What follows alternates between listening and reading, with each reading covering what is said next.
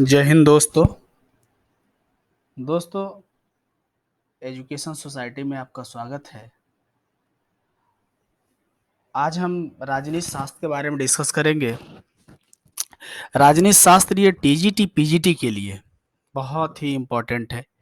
जो लोग TGT PGT में पॉलिटिकल साइंस लिए हैं उसके लिए कोई भी चीज़ इसमें छोड़ेंगे नहीं हम। इवन इसके बाद क्वेश्चन भी कराएंगे। इसको आप पढ़ लीजिए, एकदम कॉन्सेप्चुअल पढ़ाएंगे, पूरा कॉन्सेप्ट क्लियर हो जाएगा। पूरा वीडियो देखिएगा, बस आपको क्या करना है, पूरा वीडियो देखना है। देखिए, राजनीति शास्त्र क्या है? राजनीति शास्त्र में दो होते हैं, दो कैरेक्टर होते हैं और दो ही कैरेक्टरों से बता रहा हूं आपको। ये जो कैरेक्टर है ना, ये व्यक्ति, ये जो कैरेक्टर, ये व्यक्ति जो है, ये व्यक्ति और राज्य, ये दोनों मिलकर के राजनीति शास्त्र का निर्माण करते हैं। ये राज्य देख रहे हैं, ये राज्य है। राज्य और व्यक्ति, ये दोनों मिलकर के राजनीति शास्त्र का निर्माण करते हैं। अब आपको बता देते हैं कि राजनीति शास्त्र कैसे व्यक्ति और राज्य से कहानी कहता है। राजनीति शास्त्र का मतलब ही होता है कि राज्य का नीति ही का अध्ययन करना ही राजनीति है। तो राज्य में कौन रहता है? व्यक्ति रहता है। तो दो हीरो हैं, एक व्यक्ति है, एक राज्य है। अब व्यक्ति भी है और राज्य भी है, इसमें दो हीरो हैं। अब दो हीरो के बारे में आप पूरा पढ़ लीजिए तो आपको राजनीति शास्त्र का पूरा अध्ययन कर ले जाएंगे। अब देखिए, ये व्यक्ति है और इधर राज्य है। राज्य और व्यक्ति का अध्ययन करना ही राजनीति शास्त्र है। अब व्यक्ति क्या है? व्यक्ति का अध्ययन क्या करेंगे? अरे अब ये होगा कि राजनीति शास्त्र में व्यक्ति का अध्ययन क्या है? तो व्यक्ति का अध्ययन ये है कि व्यक्ति कैसे राज्य में कैसे व्यवहार करता है, कैसे व्यक्ति का स्वरूप कैसा है, ये चीज व्यक्ति है। व्यक्ति क्या चाहता है? व्यक्ति स्वतंत्रता चाहता है। क्या चाहता है? स्वतंत्रता चाहता है। और राज्य क्या चाहता है?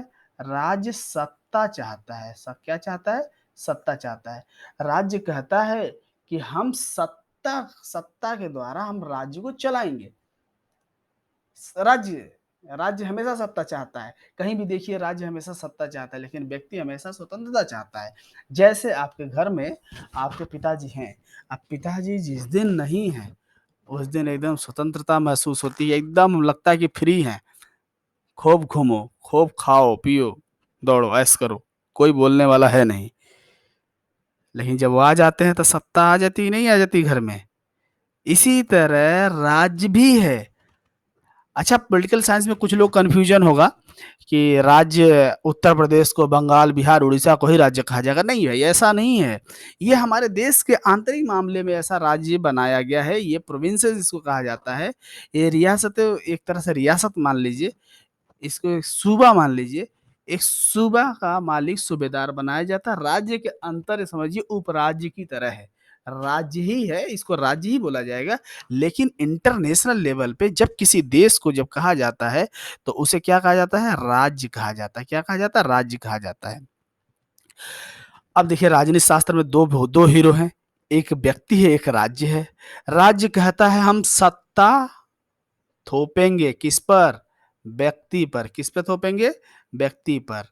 अब देखिए, ये व्यक्ति पर ये सत्ता थोपना चाहता है। व्यक्ति कहता नहीं, हम स्वतंत्रता चाहते हैं, हमें स्वतंत्र छोड़ दो, हमें राज्य की जरूरतें नहीं है।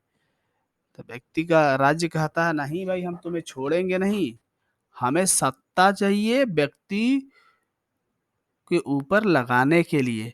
तो इनको कहानी का रूप देने के लिए एक क्या होता है, इन दोनों को मिला करके क्या बनता है? सरकार बनती है। व्यक्ति, राज्य में व्यक्ति रहता है। व्यक्ति और राज्य के बीच जो कहानी पूरी बनाती है वो कौन बनाती है? वो सरकार बनाती है। देखिए, सरकार बना रही है ना कहानी। अब व्यक्ति क्या करता है? वोट देता है तो राज्य सत्ता में आती है। राज्य सत्ता में आती है तो सरकार बनती है। सरकार क्या करती है? अब वही राज्य का, अब राज्य एक तरह सरकार समझ लीजिए। वही सरकार क्या करती है? सबके ऊपर कानूनों से, अपने नियमों से, अपनी संस्थाओं से थोप देती है कि तुमको इसके अंतर्गत रहना है। इसी को कई लोगों ने कई तरीके से परिभाषित किया। जैसे कई वाद, इसमें कई विचार आए। जैसे अराजकतावाद, अराजकतावाद एक है। ये देखिए अराजकतावाद, अराजकतावाद, व्यक्तिवाद, समाजवाद, आदर्शवाद। अराजकतावाद कहता है कि राज्य विहीन समाज की बात करता है। कहता है कि राज्य एक अनावश्यक बुराई है, राज्य की जरूरतें नहीं है, राज्य किस लिए होगा?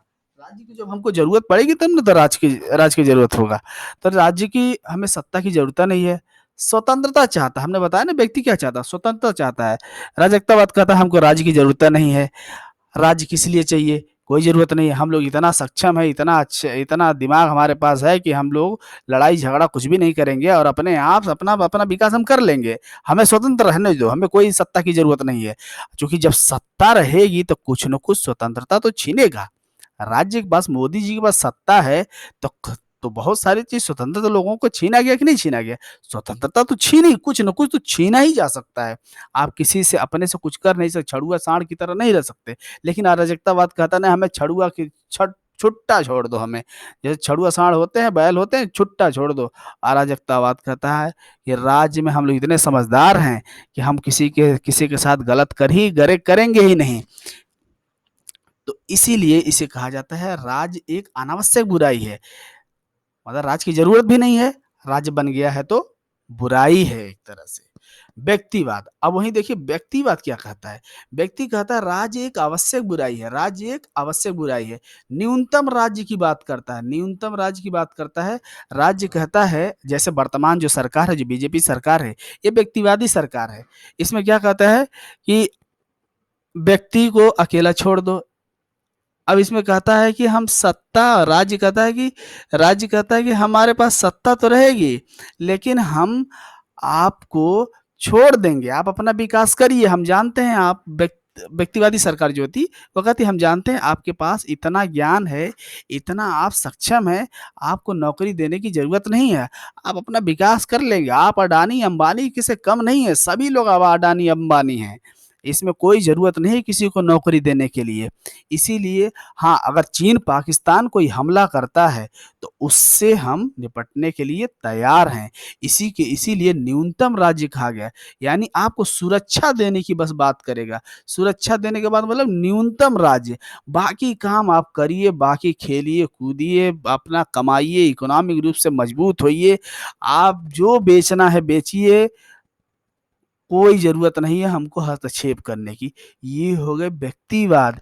ये जैसे सरकार कहती है हम सब प्राइवेट करेंगे, प्राइवेट हाथों में दे देंगे, जिसके पास पैसा होगा वो रेल में चलेगा, रेल में बैठ के चलेगा। नहीं होगा पैसा, साइकिल से जाए, पैदल जाए, कोई ज़रूरी है रेल से जाए? रेलवे से जाने की ज़रूरत है नहीं है, ट्रेन से क्या ज़रूरत है, पैदल जाओ। ये व्यक्तिवादी सरकार का एजेंडा होता है कि भैया आप पैदल चले जाओ। क्या ज़रूरत है? नौकरी नौकरी है? नौकरी नहीं ज़रूरत है, क्या नौकरी? हम जानते हैं आपके पास इतना दिमाग है, इतना सक्षम है कि आप सब कुछ कर ले जाएँगे, ये व्यक्तिवादी सरकार कहती है।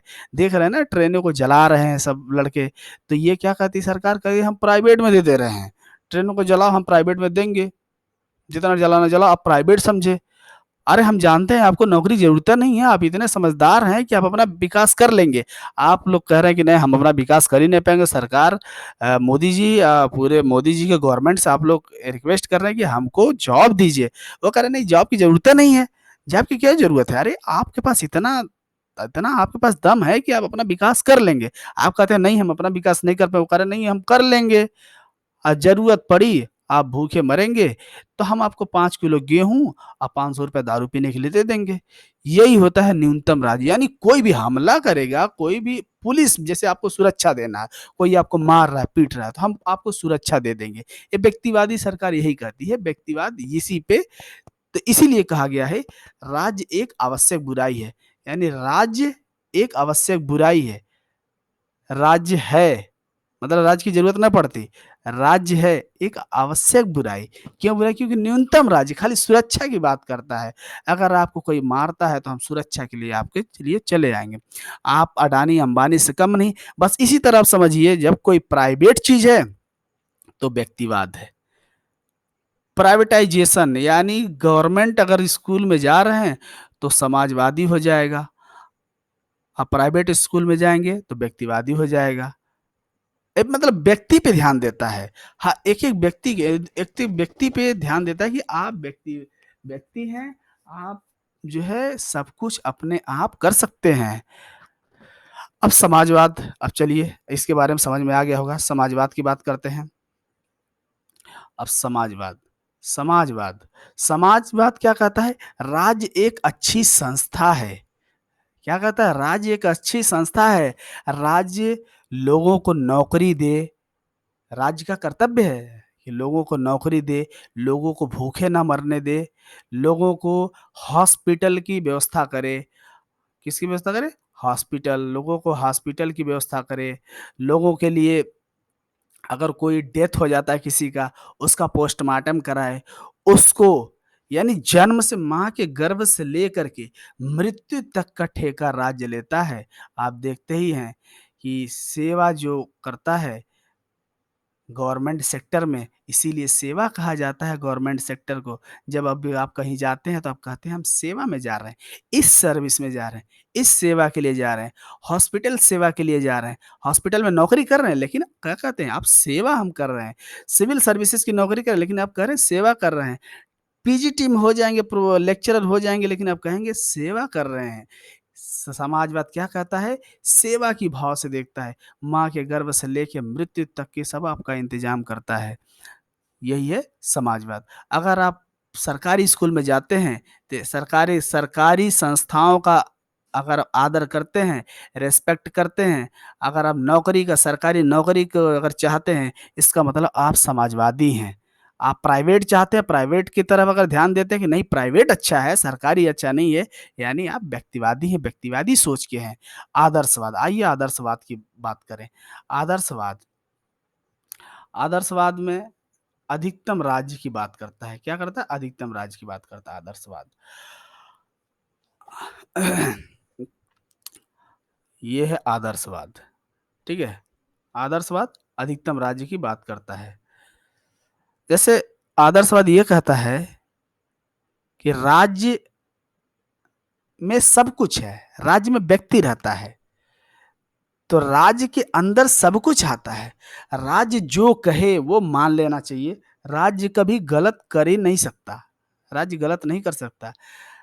जैसे भारतीय दाम्पत्य जीवन ऐसा होता है, जो पति होता है, वो कहता है कि सब पति परमेश्वर हम ही हैं, तुम हमारी बात मान के रुके रहो।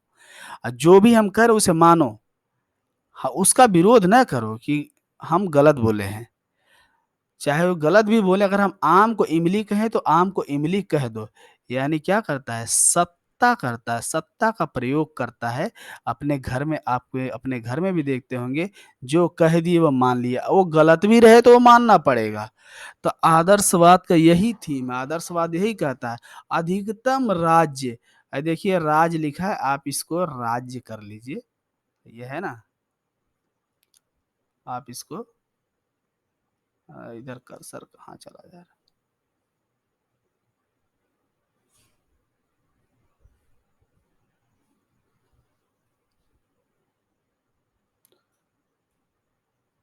ये अधिकतम राज्य। आदर्शवाद अधिकतम राज्य की बात करता है। जैसे जो भी इसी का फ़ायदा उठा करके अधिकतम राज्य के जैसे सोच वाले कौन थे? इसका फ़ायदा भी बहुत उठाया लोगों ने। कौन? इटली में मुसोलिनी, इटली में मुसोलिनी, इटली में किसका किसका उदय हुआ? फांसीवाद का उदय उदय हुआ। आदर्शवादी सरकार थी। मुसोलिनी ने कहा कि जो हम कह रहे हैं वही सही है। निरंकुशतावाद का जन्म देता है। निरंकुशतावाद आदर्शवाद से ही निकलता है। यानी जो हम कह रहे हैं वही सही है। इस तरह आप जानते हैं व्यक्तिवादी और आदर्शवादी में थोड़ा मिश्रण भी कर सकते हैं। वर्तमान सरकार अगर पूर्ण डिक्टेटरशिप अगर हो जाती है तो आदर्शवाद का रूप ले लेती है। पहले कहती है आप व्यक्तिवादी हैं, हम तो व्यक्तिवादी, फिर आदर्शवादी का भी रूप ले लेती ज़बरदस्ती। जो हम कह रहे हैं वही सत्य है, जो आप कह रहे हैं वो गलत है। आदर्शवाद का मतलब यही है। अधिकतम राज्य। और जर्मनी में नाज़ीवाद का उदय हुआ। नाज़ीवाद का उदय किससे हुआ? हिटलर ने।